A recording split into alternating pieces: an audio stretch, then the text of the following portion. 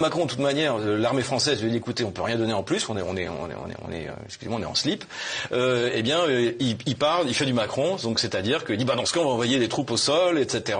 Alors tout le monde dit non, on veut pas, vous n'allez pas faire ça. Si vous voulez, la réalité c'est que l'Ukraine perd la guerre et l'OTAN perd la guerre et il va falloir la défaite est orpheline.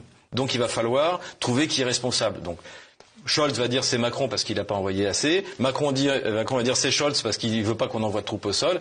Et donc là, on est parti un peu dans une espèce de querelle de perdants en fait. Je crois qu'au contraire, c'est plutôt le camp occidental qui va payer cher son soutien inconditionnel à l'Ukraine, au régime de Kiev, que ce soit l'Union européenne, que ce soit l'OTAN qui a révélé qu'en fait, elle n'était pas une puissance militaire.